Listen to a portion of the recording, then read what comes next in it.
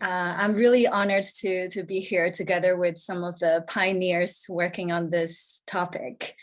Yeah, I'm learning a lot from your presentations. So this work is very much work in progress. We are still changing the model. We're still even exploring different data sets, and we don't have estimation results yet. So please feel free to just interrupt and ask any questions or if you have comments. Okay, so this project is joined with Pierre-Andre Chiappori, Monica Costa Diaz, and Costas Meghir.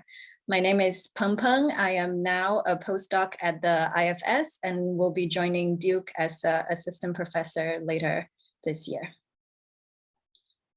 So for this paper, we really want to understand what determines sorting patterns in the marriage market. So in terms of whether to get married and who to get married to. And in particular, we want to understand the role of complementarities in household production, in raising children, in the sense that if there are complementarities in fathers and mothers' education in raising a good kid, then the benefit of marrying a more educated spouse would be greater if I'm also educated myself. So this production complementarity might push educated people to match with educated people and potentially reinforce inequality in society and potentially transmit this inequality in human capital to the next generation. And since we have learned from the literature that child outcomes very much depend on their parents' characteristics, then we can think that government policies can shape the outcomes of future generations through the marriage choices and education choices of their parents' generation. So we really want to take a long-run view here and try and understand the long-run impacts of policies like taxes and welfare and how they interact with the education choices and marriage and divorce decisions and investments in children. So of course, these policies have short-term impacts on people's labor supply and how they allocate resources to children. And it might also affect marriage and divorce in the short run. But in the long run, they could also change the relative values of being single versus being married, and also change the relative values of marrying different types of spouses, more or less educated and so on. And that might affect the sorting patterns in the marriage market and affect the returns to marrying different types of people, and also influence the returns to education in the long run. So what we do is we want to develop a unified framework so that all these effects could be studied and quantified. We are drawing on a large strand of literature, different strands of literature. The first one has to do with the returns to schooling. The idea that having a higher schooling level not only gives you greater income in the labor market, but also might give you benefits in the marriage market in the sense that you might have different probabilities of marrying different kinds of spouses, and it affects your bargaining power in a relationship. But these marriage market returns also depends on how much education other people have in the market. So we have to set this in an equilibrium framework. There are papers that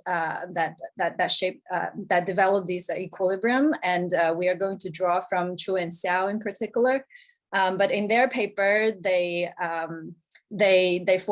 formalize the marital surplus only from the marital sorting patterns, whereas we are going to take a more serious view on the life cycle and derive the value of marriage from the life cycle problem. And of course, there's a large literature on child development. I'm by no means listing everything here. I'm sure I'm missing a lot, but there has been a lot of progress in estimating the production function for child achievement.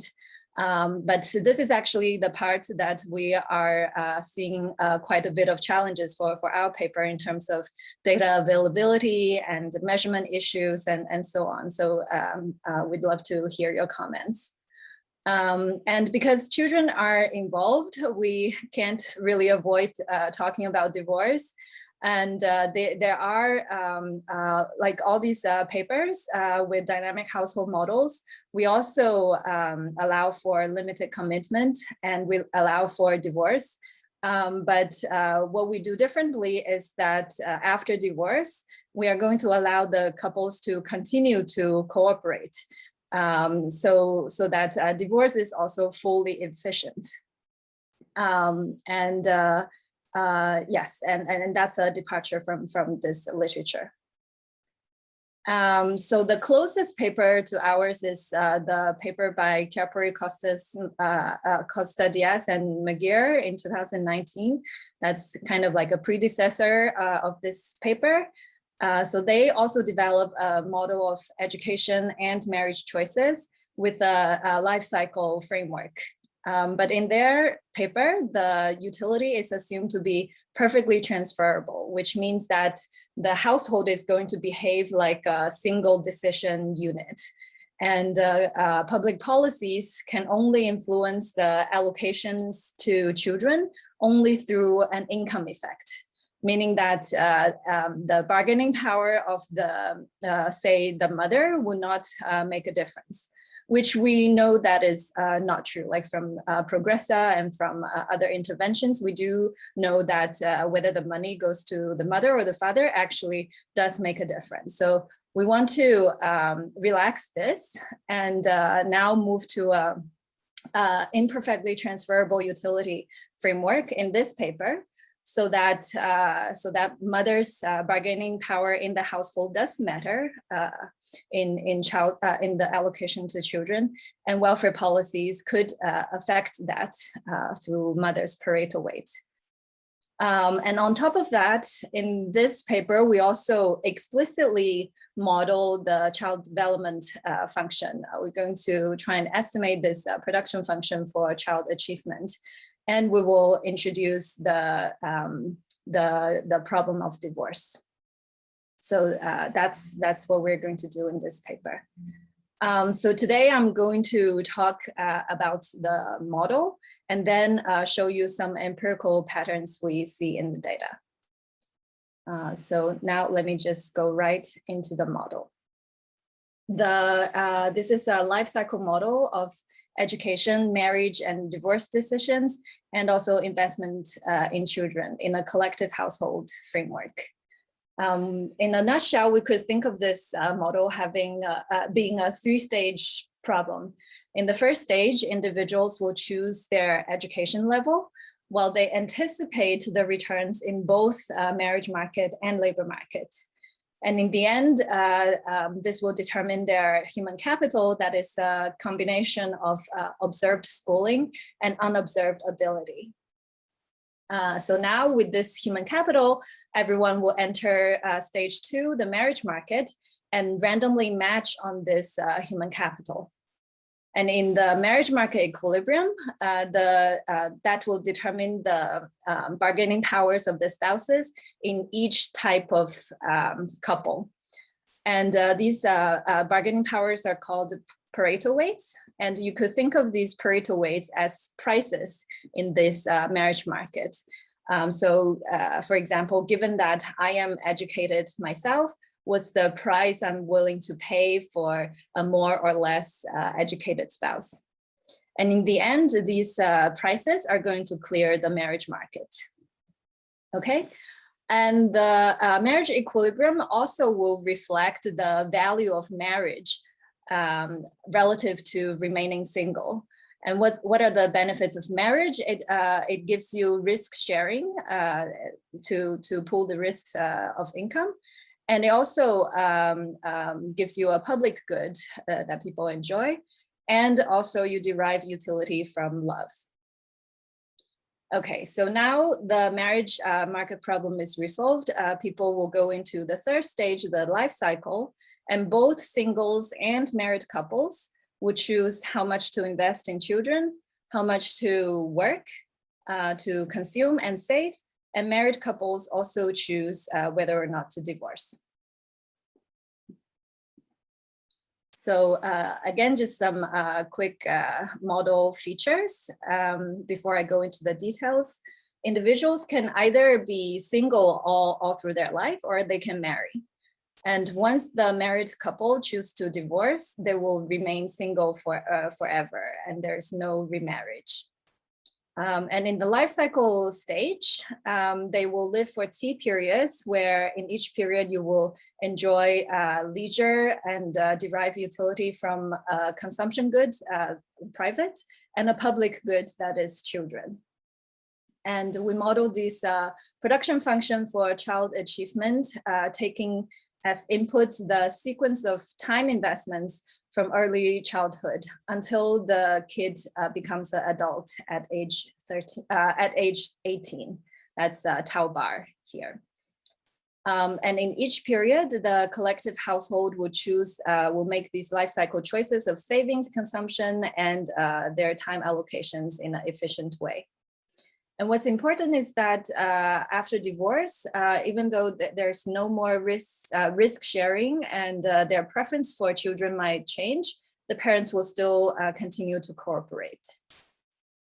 The innovation of this paper is that we will implement this limited commitment framework. So people cannot commit to being married forever. There is a possibility of divorce, but we implement this with renegotiation proofness. And I'll explain more about what we mean later, so that we can make the divorce problem tractable, and parents can keep cooperating, but the problem will still be tractable, and divorce is fully efficient. Sorry. Yeah. But go ahead. Do single people have children? Single people can also have children, but only we assume only women, single women will have children, and single men don't. And fertility is going to be exogenous in the model. So married couples some of them will have children in period 0, and some of them don't. And that's also taken as exogenous. Thanks. Thank you. And one important feature of the model is, like I mentioned, utility is imperfectly transferable, so that all these life cycle choices are going to depend on the Pareto weight. And of course, the total life cycle value will also depend on the Pareto weights that are determined in the marriage market. Okay, so yeah, go ahead, Weilong. Sorry, yeah. So a quick question. So what is the fundamental difference in terms of the divorced couple and the married couple in the children investment? They don't really differ before they divorce. I guess that the problem when they are married are still going to be the same. But after divorce, the preferences for children might change. And I will go into more details about that later. And that will determine how much you invest in children afterwards. Okay. Pengpeng? Okay, so, yeah, go ahead.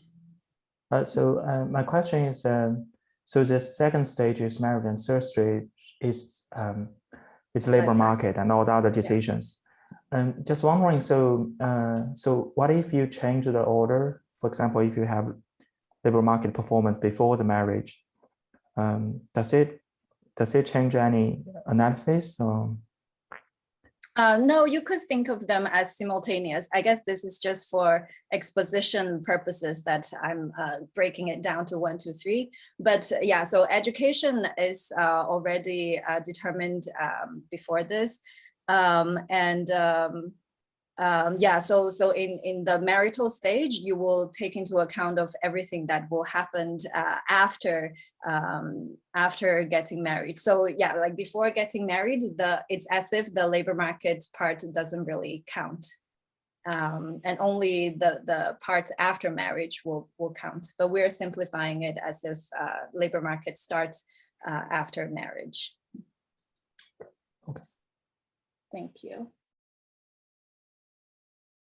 That's a great question. Okay, so now let me go into the life cycle part, because that's the most complicated part of the model. The singles problem and the couples problem are quite synonymous. So let me just show you the couples problem for now. The spouses in a couple will derive utility from consumption and leisure, and each spouse might might have different preferences, alpha I. And whenever you are married, the indicator for marriage M means that you will derive a love shock whenever you are married. And this love shock follows a random walk. When the child turns 18, there's a utility from his or her final outcome, Q tau bar, that the parents will enjoy. And each spouse also value their child outcomes potentially in different ways. And this preference for children, like I said, it depends on the marital status. And that gets to Wei Long's question. So how does this change? So this is really capturing the fact that, especially for fathers, after divorce, many of them will lose custody of the child and see the children less often. So their value for child quality, final outcome, might be different after the divorce. And your investment decisions will, of course, depend on that. So even though parents only value this final outcome in children, they know that they have to keep investing in this child, putting in the work every period for the child to turn out well at age 18. So how does the child development process work? So the parents, for the production function, we take only time investments as inputs. So parents' time investment is denoted by K. And at the first period of their childhood, the children are endowed with the initial endowment of Q naught. That is a function of both parents' human capital, which is a combination of their schooling and ability. So this initial endowment is taking into account of any permanent effect the parents might have on children in terms of like the parents' education or ability. So you could think of this as genetics or home environment, or in better educated people are living in better school districts and so on, anything that's permanent. And then the child outcome develops in this way. So the next period, the child outcome QT+1 will depend on this period's child outcome QT. So this is kind of like what Petra was mentioning, the value added way of modeling this production function, because we also don't observe a complete history of parental time investments. But written down in this way, you could think of this QT as encapsulating all the past inputs, right? So next period child outcome depends on this period's child outcome combined with whatever the parents put in for investment. And these are assumed to be multiplicative. Eric, you have a question? I guess that bakes in a lot of complementarity. I mean, Yeah. I guess that's what you're sort of interested in focusing in on, but it kind of seems like it's almost, I don't want to say manufactured, but it's kind of hard for it not to be there given the setup. Is that for technical reasons that you have it this way versus is it just for convenience? Right. So yeah, it is already in the literature that, for example, there is dynamic complementarity, that past inputs and current inputs are complementary. So we think that is okay, because that's already very well documented that is the case. But we are also assuming here that mothers and fathers' inputs are also complementary. And we do find some support of that in the data, but it is true that we're assuming a lot of complementarity here by the Cobb-Douglas form. And yeah, so the comment is well taken. And we think that is reasonable given past literature showing that most likely the parents' inputs are going to be complementary. And the Ks, is that parental time? Yes, so these are parental time inputs. And so kind of, yeah, you can almost, I guess, get the first order conditions for kind of the amount of time that parents are going to spend with kids almost straight from that equation right there. Exactly. So yeah, so this form buys us a lot of simplicity in the model solution, and that is a big reason for assuming this. But yeah, like the strength of complementarity could still matter, right, depending on the coefficients here. So that is part. Because I would think you can still get that within period condition, you know, if it was more like a CES rather than just Cobb-Douglas aggregator. Right. Yeah, we are at some point thinking about different functional forms, and we could explore different functional forms and see if that makes a difference. Right. But for now, this is buying us a lot of tractability. If we're discussing this functional form already, so the delta depends on parental education. Do we know this? We don't know this. We'll let the data tell if that is the case. But for now, we're assuming that the deltas for the mother and father are potentially different. And that depends on the education of the parent and also the stage of development of the child, the age stage of the child, because like in the literature, it's also known that like in earlier childhood, investments might be more productive. And we are just allowing it to be more flexible this way. I also have a question. So in this production function, I still don't really have any money inputs, but somehow it enter implicitly maybe by through the investment time, because like when their wage becomes different, then opportunity cost to invest the same time on children could be different.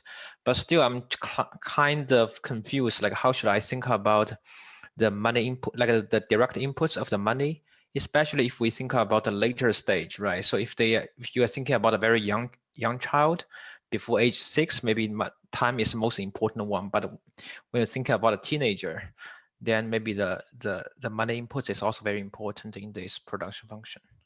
Yeah, so that is also something we've thought about a lot, whether to put some kind of expenditure in the production function.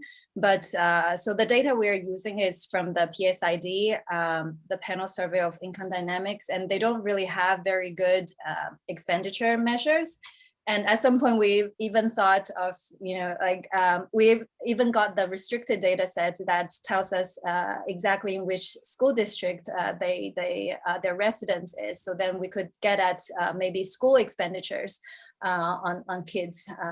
But we also don't observe if the parents are sending the kids to private or public school, and that is the biggest expenditure money input that maybe potentially in the child's you know, teenage life that you are thinking about, right? So yeah, so that is going to be very hard to get at, and even with the residence data, the detailed locality data, we are also worried that part of what you move to a good school district might be driven just by a consumption value of a nice neighborhood and not necessarily for the kid.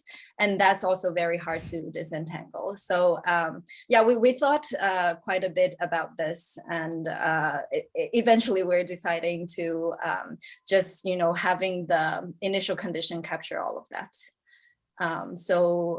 Like highly educated parents are going to spend a lot on their kids, and that's partly in reduced form captured in here. Thank you. Thanks. Okay, so now we can come to the problem for the married couple. We can write down their problem in this recursive way. The married couple will maximize their joint utility, which takes the flow utilities of the two spouses weighted by the Pareto weight mu. And because they are married, they get this love shock pi and a continuation value of VT plus 1, which kind of takes in the final output, the final outcome of the child. And notice that this VT plus 1 doesn't have married or divorce superscript to it, because we don't yet know if they're going to stay married in the next period, right? So I'll come back to this continuation value later. But in this period, they are married, and this married couple will pool their resources and have just a joint budget constraint. And that's how they ensure part of the income risks. And the income risks will come from a stochastic wage process, where your wage rate will depend on the gender, your human capital levels, and age.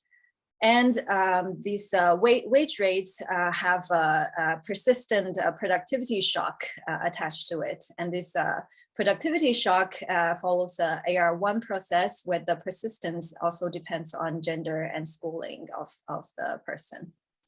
And because we're writing it in this multiplicative form, it also sort of generates the fact that people who are more highly educated might have higher wage rates, but they might also have a higher variance, volatility in their wages. And potentially the insurance mechanisms of marriage might mean more for the highly educated. And so just in terms of how this works, with the terminal value in terms of how the man versus the woman perceives the child. So there's disagreement potentially between the husband and the wife about the value of today's consumption relative to the future value of the child. Is that right? Yeah. And yeah, so the husband and wife could have different values on child outcome. Okay. Oh, great. Yeah, and I'll talk more about this, the solution in 2 slides. Yeah. Okay. So that's not the end of the constraints. I was here. So yeah, subject to this wage trajectory. And they also maximize this problem subject to the time constraints, because you're allocating time to time inputs and labor supply and so on. And this is also subject to the law of motion for child development in the slide I showed before. So just quickly, in terms of labor supply, we assume that mothers will choose their labor supply in terms of part-time, full-time, or not working at all. They will also choose the amount of leisure and home production investments in children under a time constraint.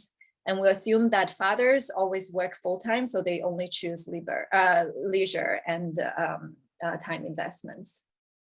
Okay, and the efficiency of this collective household guarantees that the couple's problem could be decentralized, and the solutions in consumption, leisure, and investments in children are going to be static problems. I'm not going to go through the details of the solution here, but let me just point out the 2 intertemporal problems that are in the child's investment and in savings. And we can write down the Euler equations for these 2 intertemporal choices. Like Eric was asking, the preferences for child outcome could differ by mother and father. And I keep on saying that the parental weights really matter for all the life cycle choices. And this is an example of how they might enter. So let me just explain this a little bit more.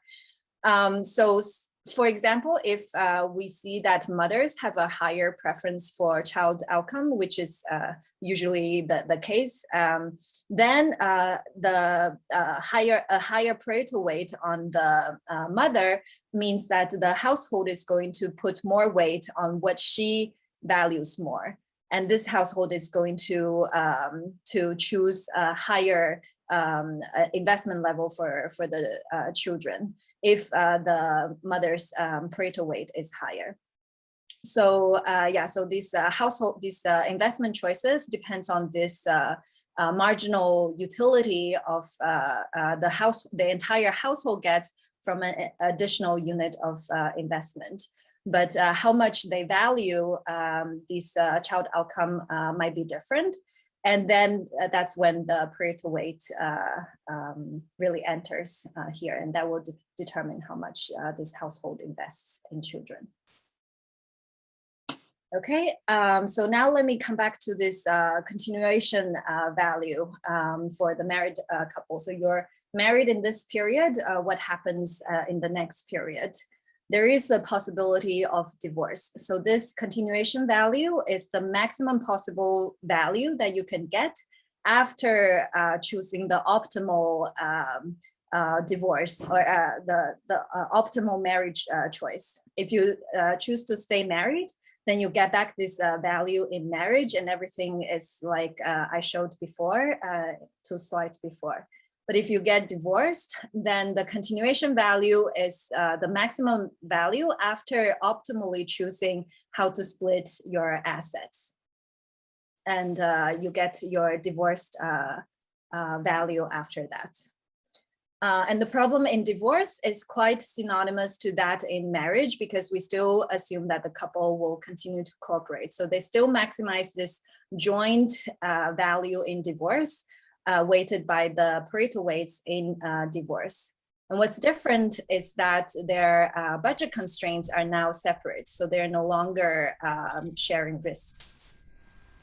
And Eric, you have a question? What does it mean to split optimally? In terms of divorce, at some level, what's optimal for me is not optimal for the person who I'm divorcing from at some level.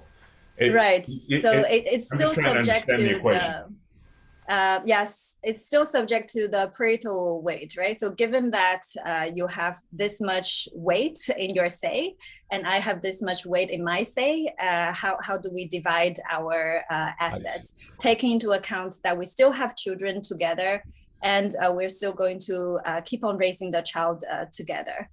And notice that we don't have anything like matrimony payments, like the husband no longer transfer monies to alimony payments, sorry. So all of that is kind of in a one-shot transfer in here. Whatever you want her to, if she gets custody of the child, whatever you want her to take in terms of the assets. And these people will still continue to also receive public transfers, public benefits, but that's also specific to divorce. So all of that is taken into account when you make your asset split. Okay, so after divorce, you split, you have a separate budget constraint, but you know that the child progress is still going to evolve like the equation I showed before. But what's but we're departing from the literature is that most of the literature assumes non-cooperative behaviors of the spouses after divorce. And that for us is not very ideal, because we know that once they're non-cooperative, then there's a classic problem of externalities in the public good provision, in that public good, like you will contribute voluntarily to the public good. And often it's the case that the solution will be at a corner where one spouse will contribute entirely for the public good, and the other spouse will just free ride, which we don't think is a completely realistic picture of the world. So we do allow parents to still cooperate in raising the kid. It's just that men might value it much less if they cannot see the child very often. Okay, so how do we implement that in practice? So to keep that tractable, we are making a few assumptions for divorce to be fully efficient. So divorce in our framework will be both ex post and ex ante efficient. So what do I mean? Ex post efficiency just means that conditional on divorce, then all the life cycle choices are efficient. So like I said, the non-cooperative behaviors will be inefficient because there are externalities, but since they are still cooperative in a collective framework, all the choices are going to be optimal, are going to be efficient. So that's ex post. What about ex ante efficiency? We know that under unilateral divorce regimes, both spouses must agree to stay in marriage for the marriage to continue. And if one spouse wants to divorce and the other one wants to stay married, what are they going to do? So in our setup, what we assume is that at the point of marriage, all the spouses would make contingent plans about all the possible states of the world, and they are going to stick to those plans. So that ensures that divorce is fully efficient, and they will only go for divorce if the joint value in divorce is greater than that in the joint value in marriage. So it's maybe easier to see that in a graph. So these curves, green curve and the red curve, are showing the Pareto frontiers in marriage and divorce respectively, and the dots are the allocations in marriage and divorce.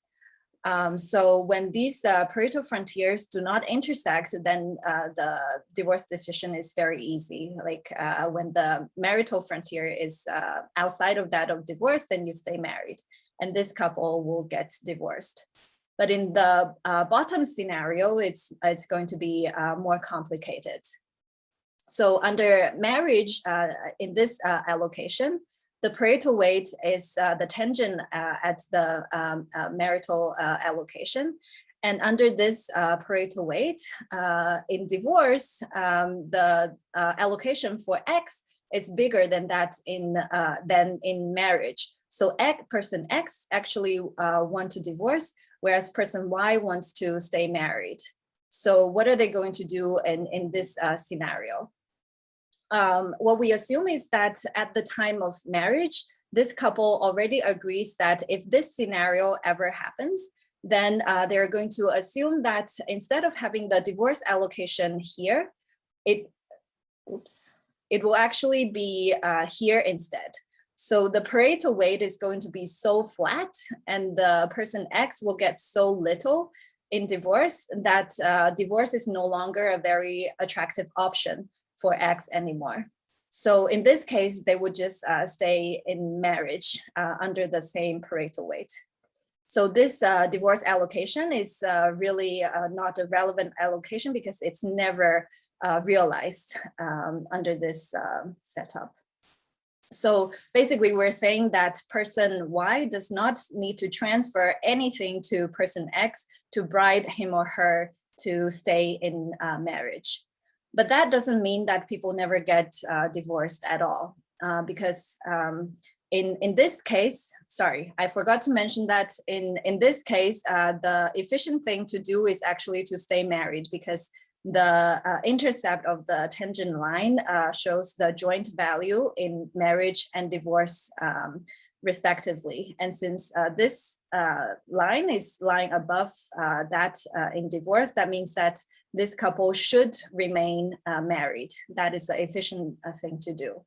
And they implement that by shifting the counterfactual allocation in divorce to a point to ensure that they do the efficient thing.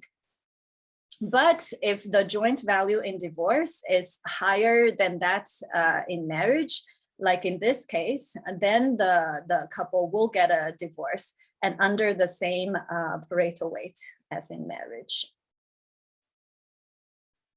So under these assumptions, we do get that the relevant parental weight will always stay the same as the initial parental weight. And the mu's, even though I was denoting it by mu t, it actually never changes in any period. And it also stays the same between marriage and divorce. I'm just wondering, do you need to assume a no regret condition? Because like you may want to divorce in the current period, but if you track the couple, is that possible at a certain time in the future? They actually prefer to stay being married rather than like still keeping divorced?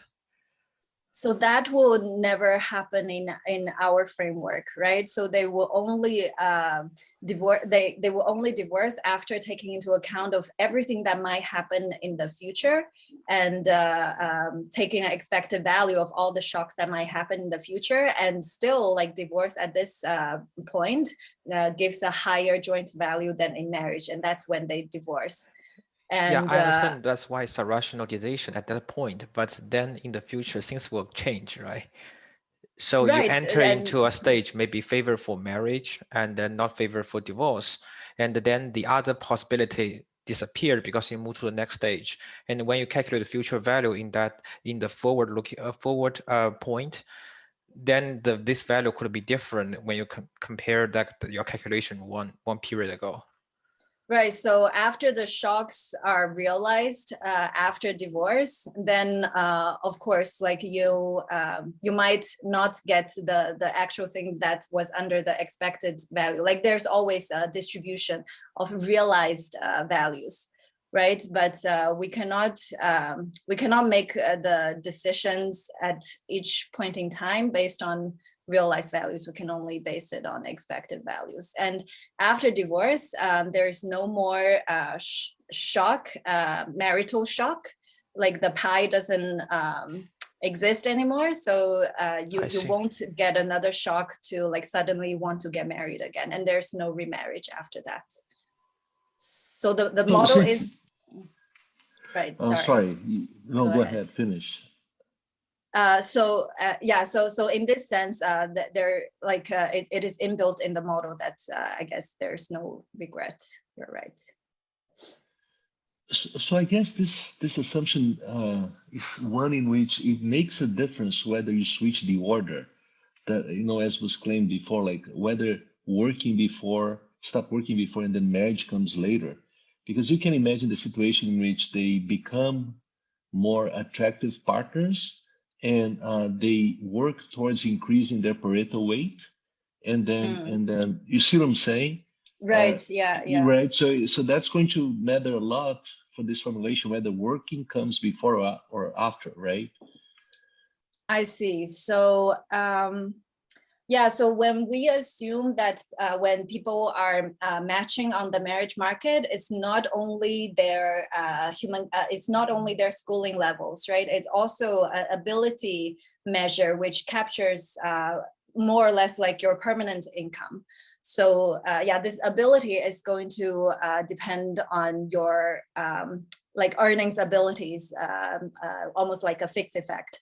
So yeah, by working more does not really change your permanent characteristic before you match on the marriage market. So I think we do capture some of that in the sense that maybe more able people are going to get better matches in the marriage market even before they start working, right? But we see in the data that we know they're higher earnings type and they get better types in the marriage market. But you don't necessarily have to start working before marriage for us to generate that in our model. Does that make sense? Or so yeah, basically we cannot allow this labor supply. We don't allow the labor supply decisions to enter into the parental weight. No, that was exactly my point, right? So for example, this is literature in learning by doing, right? So by working more, I actually accumulate experience, and then that increases my permanent income, as you mentioned that. If you were to allow it, it would make a lot of difference whether you allow marriage, working experience to occur before marriage, right? Because now you're making people, right? Now you have this endogenous state variable, which is work experience, that would impact how attractive they're going to be, right? That's right. That's right. We need to think more about like what that means in our counterfactuals, like when we do these policy experiments, whether allowing labor supply to enter Pareto weights. So first of all, that's going to complicate the problem a lot. But maybe it would be worth doing if it does make a huge difference. Yeah, it's not even the labor supply, it's the history of labor supply, right? So it's the accumulated experience. Yeah, so that would simplify the problem, because it's no longer a control variable, it's a state variable, but it's one that is endogenous, right? So exactly. Yeah, thank you. That's a great point. Well, okay, we need to think more about that. Yeah, go ahead. So is a love shock that the only shock that makes divorce, cause divorce, or it's in other shocks also cause divorce? So there are 3 shocks. Right? There's the income shock, there is the child development shock. So there's a random shock to the child achievement in every period, and there's also the love shock, and all 3 shocks could generate divorce. And the expected value on the continuation value, VT+1, is the expectation is taken over all 3 shocks. Okay, so just wondering, so maybe not relevant, but I guess a lot of people get divorced due to, for example, someone got broke. So it's more like asset shock or something like that. Right, yeah, so that would be in there in the income shock. And we could potentially even disentangle how much of the divorce is driven by kids not doing well, or having these negative asset shocks, or how much is driven by love shock. That's right. Thank you.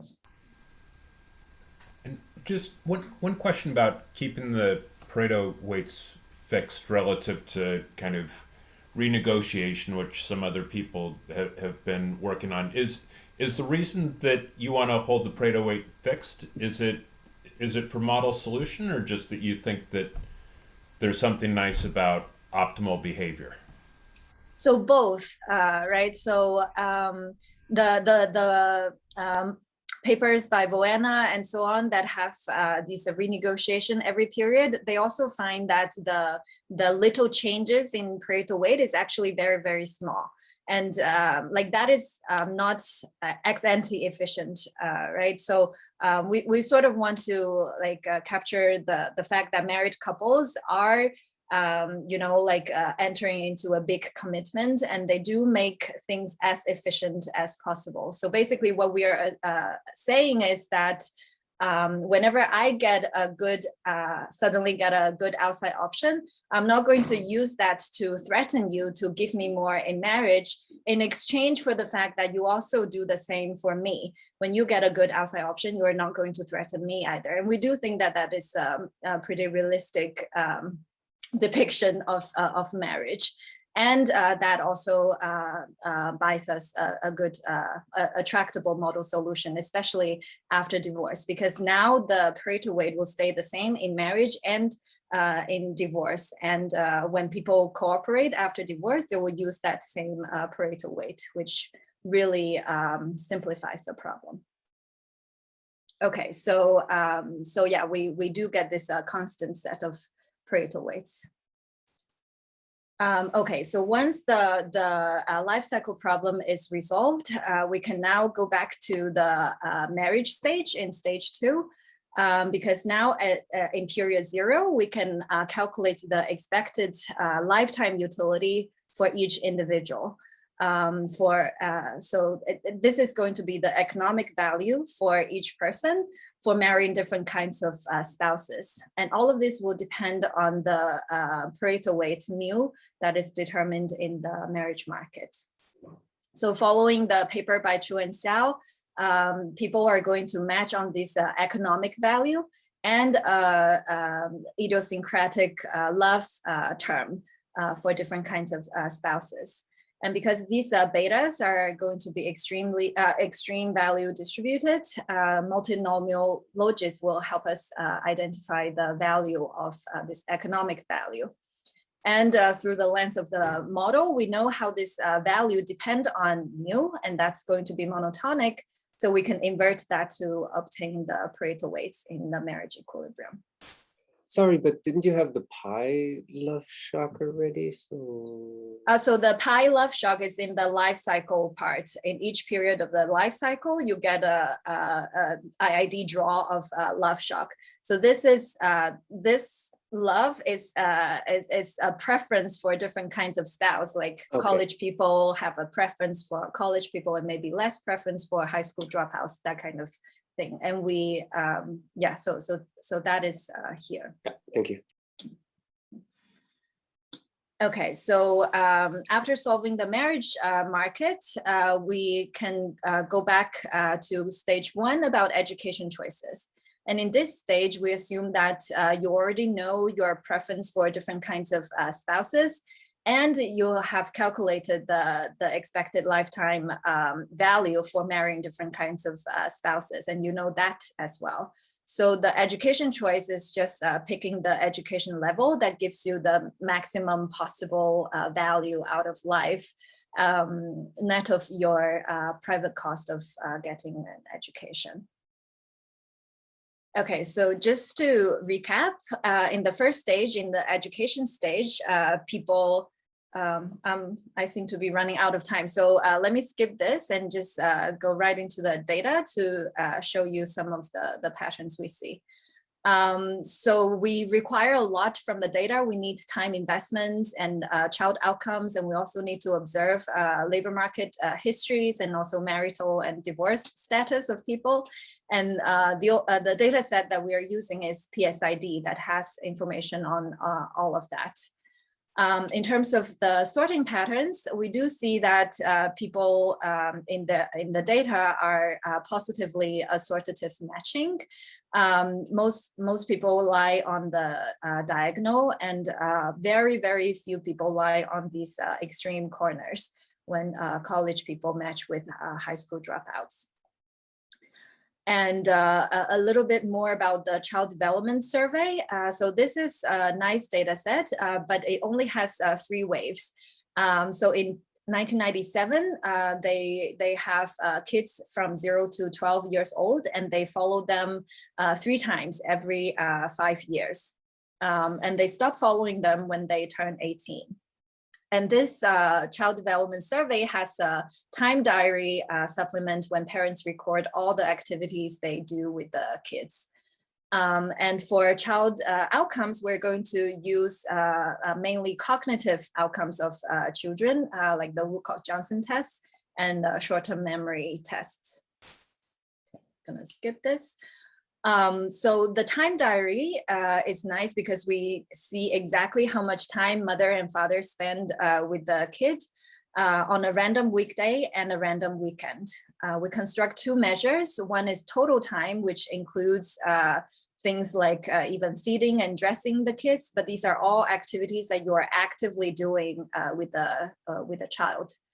And what we want to focus on is educational time that's like more associated with cognitive development of the kids that we are manually picking from the list of activities. So this includes reading and talking with the kids, helping with homework, sports and outdoor activities, and going to concerts and museums and so on. A problem with this data, though, is that there are a lot of missing values because it's a random weekday and a random weekend. It could just be that randomly you're not doing anything with the kid on that particular day. So we are going to do an imputation of these time investments conditional on child age and some parents' demographics. Just some description about these time investments. This is normalized, so the weekday hours multiplied by 5 and weekend multiplied by 2 to get the total number of hours per week. for mothers and fathers by their education group and by child ages. And we already know that, like focusing on the bottom here, that older kids are spending less time with their parents. For all kinds of parents, either divorced or married or single, and also fathers as well. They reduce their time spent with the kids when they get older. And in terms of parents' education, in general, more educated mothers and fathers spend more time with their kids, except probably for high school and college mothers, married mothers that spend almost the same time. In terms of educational time, the gradient is a little bit sharper here. Sorry? Oh, sorry. No, it's just that the imputation, I've worked with this data, and any regression that I ran, it's very small, the R-squared that I would get, because it's going to be variation across socioeconomic groups, but most of the variation is within socioeconomic groups, not across socioeconomic groups. So, and also for fathers, I would expect a lot of zeros for fathers, and that's not, how do I say, sampling problem, is just that literally what you're getting is zero. And the other fact of it is, you know, some kids, I mean, a lot of the kids that get zero, what happens is it's not that they have like a routine life, it's sometimes they get a lot of attention, most of the time they get no attention whatsoever. And I wonder if with this imputation, you're changing not only the mean, but you're also changing the variance in making their lives a lot more routine-like, and which is, you know, going to be a problem, I think. Right. Okay. Yeah, that's a very good point. We are definitely struggling a lot with the measurement issues in this time inputs. Maybe I'll just jump to that right away. So this is a table that shows a reduced form estimates for the production function that we wrote down. We literally just run the logs of the production function. And what we see is that the time inputs for mothers and fathers are positive, the productivity of their time inputs are positive only for the highly educated parents. And for the lowly educated parents, the coefficients are actually not significantly from zero. And we're still like struggling to understand this. And we think that most of the problem could be in the time inputs. But we did try a version with just the raw inputs instead of the imputed ones, and they give roughly the same results, like the same patterns across all these specifications.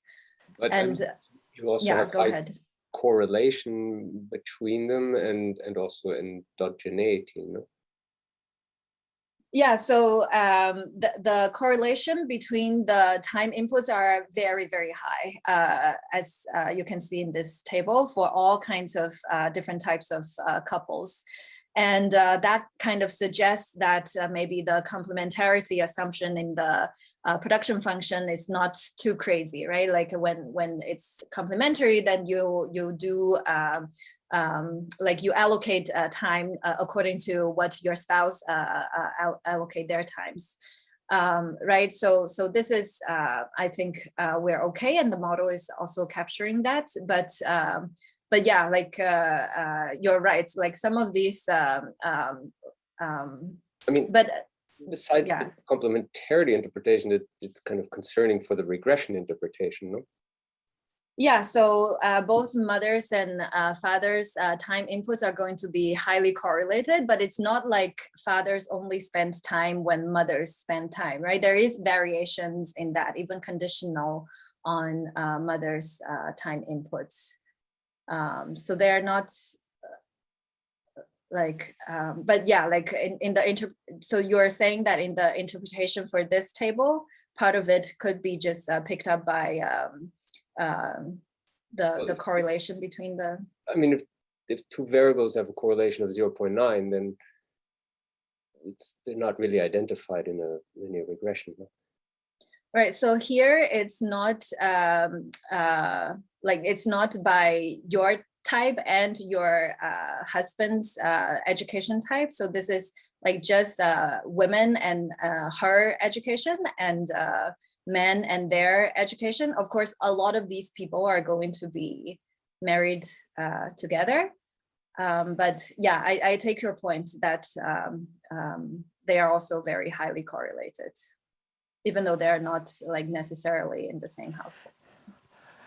Pengpeng, like one possibility is that are you able to divide the time into like passive time spending with children and active time spending with children, just like Matt Wiswall and Chris Flynn, their paper did?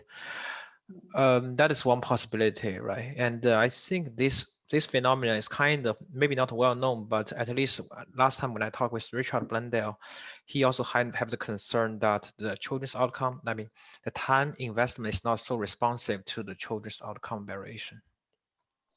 Exactly, yeah, so use the PSID data. We tried everything already. So we also tried the passive time, and then like these coefficients also become insignificant. Like passive time is really not doing much to the kids.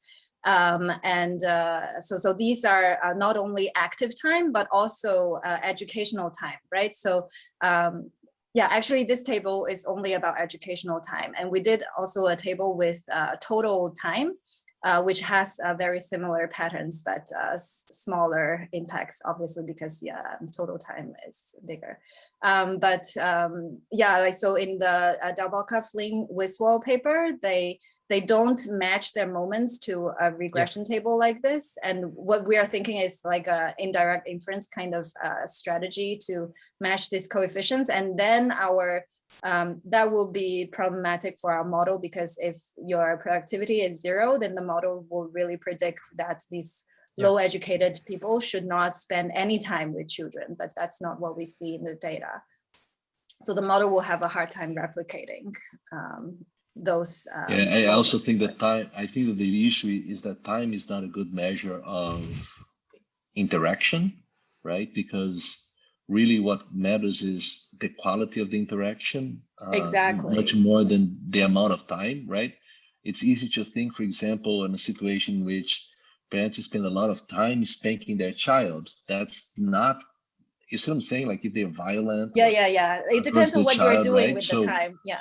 So that's the first comment. And the second comment is there is a lot of research by Ariel Khalil, and she's a developmental psychologist at Chicago.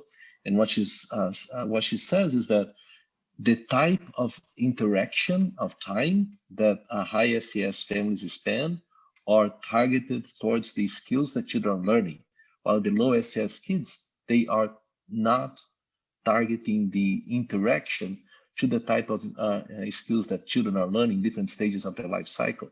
So I wouldn't break this down between passive time and active time. I would actually look at Ariel Khalil's research and say, when you're looking at 0 to 3, what are the types of interactions that really matter for child development? And then back that out from the time, diary that you have. Then when they're 5 to 6, it's another set of interactions that you want to look at.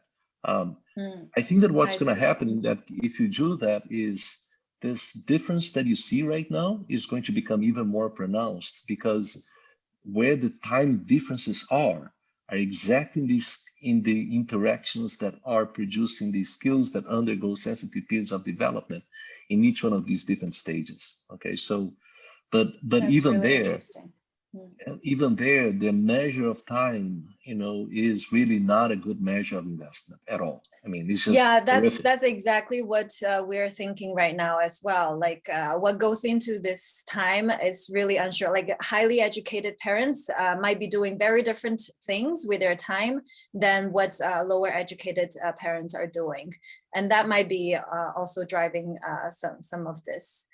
We'll definitely check out that paper and see if breaking down the activities in different stages in life might help. Yeah, so if one of your co-authors, Meghir, has been doing a lot of work on home visitation, right? So a lot of the work is, here's how you should spend time. You know, here are the types of interactions that you should do that the families are actually not doing. And what they're showing is that when you change how you, you know, it's not that you change the amount of time, it's that you change how you spend that time. It has non-trivial impact on child development, right? So all of this stuff work using, you know, like amount of time. I think that, you know, like the idea really is like, if you want to use that, I think that a good resource is Ariel Khalil's research on mapping time, you know, interaction to child development, right? So don't use this active or passive time. That's truly a bad idea. Pick out the specific activities. Yeah, exactly. So there are specific activities that are, you know, like better. Right. Although that might have even more measurement issues and even more zeros in the data when we zoom in on the little activities. Yeah, I think that's true. And that's going to be a challenge in any way. Yeah, I think that you're going to find the non-trivial number of low SES families will have zeros for those activities. And also for some high SES families, but most of the difference that you're going to see across groups is precisely because the low SES families are not doing any of the things that children need to do when they are 0 to 3, or when they are 4 to 6, or when they are 7 to and above. So that's the problem right there. Yeah, exactly. So actually one of the directions that we're thinking of going is not to use the time use data at all, and just use education of the parents and have different productivities of couples in different education groups as a reduced form of capturing like parents in different education types are going to do different things with their kids and capture these things in a reduced form way. So you could do that, but another idea would be you have the home observation for the measurement of the environment in the PSID. So you can supplement the homes, you can supplement the time scale with the home, and that will actually do two things for you. If you want to continue doing this prediction, the home will help with the prediction for sure. But also, instead of predicting, what you can do is to have that as a second measure and then reduce the amount of measurement error. Okay, great. Thank you so much. Yeah. So this is a really good discussion, but I want to make sure that we kind of get everyone kind of out on time. Yeah. So how about let's see kind of the final key slides and we can continue the discussion from there. Yeah. Right. So this is actually most of what I wanted to show already. I think the child outcomes measures make a lot of sense. So the Woolcott-Johnson scores, and so for the final outcome, we're using like comparable outcomes for all children, like whether they attend college, their SAT, ACT scores. So we have this measure by age 18. And then initial outcome are these Woolcott-Johnson scores that we first observe, like before the child turns 6. And we see large achievement gaps across children of parents of different education groups. But these achievement gaps are widened by a lot by the time they turn 18. Of course, like having divorced and single mothers do affect the child achievements even at the beginning of their childhood. But conditioning on that, having a single mother does not really have any effect on the final outcome of the child. Whereas for divorced for divorced parents, the kids do still do worse even after conditioning on their initial outcome. And a lot of it has to do with the amount of time that single and divorced mothers spend on the kids. They spend more time working and potentially less time to devote to their children. So that's why like we have labor supply in the model and potentially capturing all these effects through the lens of the model. Just a last slide about divorce. The divorce rates are also very different for different types of marriages. highly educated couples are much less likely to divorce, especially if they have children. And we think that this really captures some of the mechanisms in the model, in the sense that they are much more productive in their time inputs for their children, or in other things that they do with in the children, and that motivates them to stay in marriage. So yeah, this measurement issues and these challenges we're seeing in the reduced form estimates are really what I wanted to discuss, and I got a lot of really useful feedback. So that's really great. So yeah, I guess that's about what I wanted to discuss today. We have this equilibrium framework to think about life cycle decisions, including education and marriage and child investments. And the next step is really to think about how to implement all this in the data and estimate the model. Thanks a lot. Can I ask a question? So this is super fascinating, and this model is hard to tame, I'm sure. But what are then the policies you have in mind that you want to look at? Right, so in the US context, I guess we have all these welfare policies, especially for single or like single mothers with single women with children. And like, for example, TANF, if we have some changes in the policy, for example, a decrease in benefits for single women with children, then we might think that, okay, it's incentivizing them to work more, but at the same time, that might reduce their time spent at home with children. And what kind of effects does it have in the short run?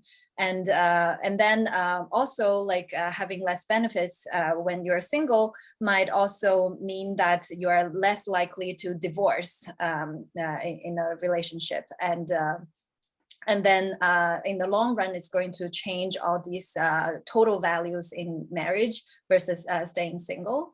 And also like marrying different types of spouses. So in this sense, all these welfare policies and even like tax policies might have very long run implications through these channels. So that's what we are thinking about right now. Thank you. Thanks. I have a quick question. Just how do you consider fertility? I know that it's a huge model already, but sometimes is it included somehow? Sorry, you were talking about fertility? Mm-hmm.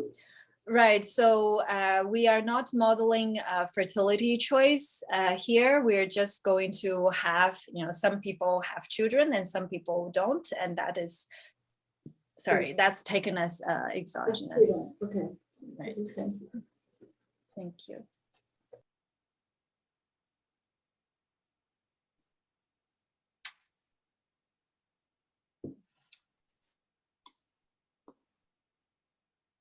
Yeah, at some point we were even thinking about using the UK cohort studies that have also very detailed activity measures and child outcome measures, but there's no like specific time. So there's also a challenge there in terms of like how much time people are spending each activities, but potentially that could also be data sets that we could use. You can also try like the Australian data I used for the paper I worked with Petra and Chris. So we do have like a reasonably detailed time allocation between different activities. But I guess like with whatever data I use, like it's always so hard to get a very reasonable correlation, as Flavio pointed out, between the time investment and the children's outcome. Right. Yeah, so I think this is a kind of common question, like reflecting two things.